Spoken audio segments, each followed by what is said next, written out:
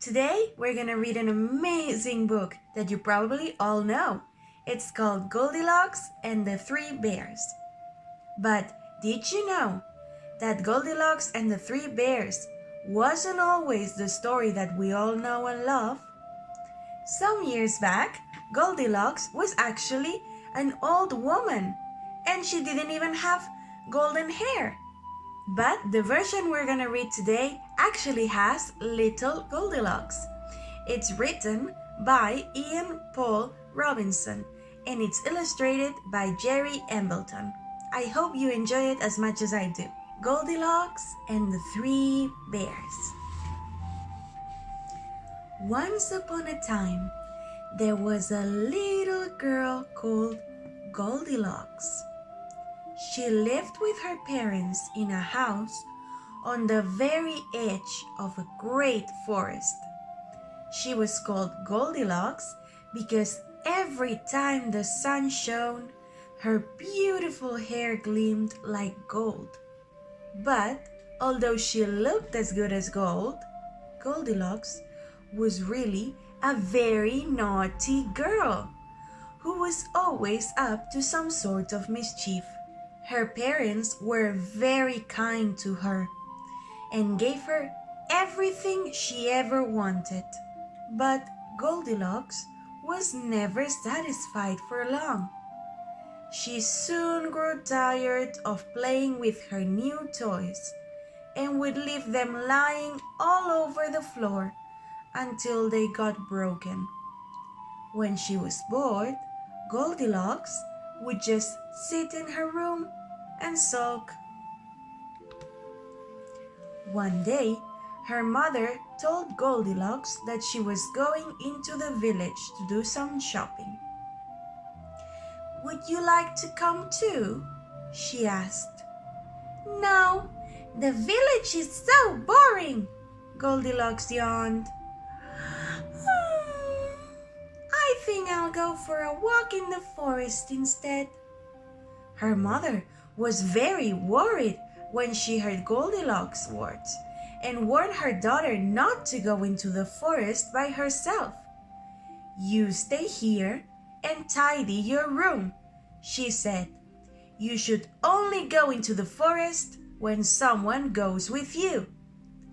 "Very well," Goldilocks sighed. But do you think Goldilocks listened to her mommy? No. As soon as her mother was out of sight, she ran out of the house and off across the meadow. "Mother will never know what I've been." Goldilocks laughed as she ran on across the meadow. "This is so much better than staying at home." Soon, she came to an orchard where the trees were bowed down with shiny round apples. "How nice they look," she thought to herself. "I wonder if they are ripe enough to eat." The next moment, she climbed over a fence and picked one. It was delicious, so good that Goldilocks reached out and took another to eat on her way. At the end of the orchard, Goldilocks came to the forest where her mother had warned her not to go. The trees grew taller than houses, and only a narrow winding path led forward into the gloom. "I'm not afraid," said Goldilocks. "It all looks perfectly safe to me." And she set off through the trees deep into the middle of the forest. Do you guys think that was a good idea? Probably not. Let's see why. When Goldilocks had been walking through the forest for some time, and her eyes were used to the dark, she saw the most peculiar little house set into the twisted roots of an old oak tree. She went closer and pressed her nose to the window. "I wonder what it's like inside," she said. As there seemed to be no one inside, she opened the window and climbed inside for a better look. Inside the house, everything was clean and tidy, with low sloping ceilings and a log fire which kept it nice and warm. Goldilocks decided to sit in a chair and rest for a few minutes before going home. First, she sat in a great big chair, which stood all alone in the corner. "Oh, that's much too hard," she said. Next, she sat in a smaller chair with a lovely big cushion, but she found this one too soft. Finally, Goldilocks sat in the smallest chair of all, but it was too small and it broke as soon as she sat down. "No matter," said Goldilocks. "I'll just see what's in this room through this little door." So Goldilocks went through the door and found herself in a tiny kitchen where 3 bowls of porridge were set to cool on the table. The sight of the porridge made Goldilocks very hungry, and she wondered how it tasted. "I'll just try a little to see if it's cool enough." First, she tried the largest bowl, but it had too much salt. Next, she tried the middle-sized bowl, but it was far too sweet. Then, Goldilocks tried the smallest bowl of all. "That's just right," she said, and finished it off. Goldilocks thought that she would like to see upstairs, so she slowly climbed the staircase. There, she found 3 beds, 1 big, 1 medium-sized, and 1 small one. "I wonder if these are very comfortable," Goldilocks thought, and she lay down on each bed in turn to find out. The first bed was too hard for Goldilocks. "Oh no," she said. "I couldn't sleep on this bed." Then she tried the next bed, which was covered in pretty patterns. Although the bed looked very nice, Goldilocks found it just too soft.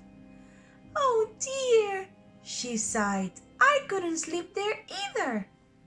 That left the smallest bed, and as soon as she lay down on it, Goldilocks knew that it was just right for her. In fact, she soon fell asleep.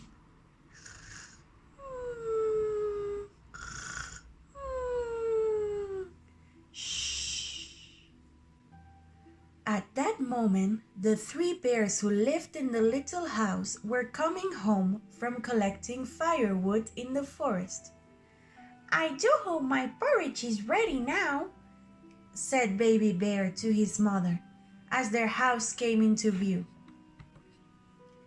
Imagine the sight that greeted the poor bears when they finally reached home. The window was left wide open, and things lay scattered all over the floor. "Someone's been eating my porridge," said Father Bear when they sat down at the table. "Someone's been eating my porridge too," said Mother Bear. "Someone's been eating my porridge too," said Baby Bear. "And they have eaten it all." Then they noticed Goldilocks' muddy footprints and followed them from the kitchen through to the next room. "Someone's been sitting in my chair," growled Father Bear, picking up his slippers. And what do you think Mother Bear said? "Right," she said, "someone's been sitting in my chair too," said Mother Bear, straightening out her cushion. "And someone's been sitting in my chair too," cried poor Baby Bear. "Look, it's broken." "I wonder who can have done such a thing," said Mother Bear. "Let's go upstairs and see if they have been there too." "What's this?" said Father Bear when they had climbed the stairs. Someone's been leaping in my bed. And someone's been leaping in mine too, exclaimed Mother Bear, picking up her pillows from where Goldilocks had thrown them. And what do you think the baby bear says? Right, she says, "Look, someone has been sleeping in my bed too. And they're still here, fast asleep."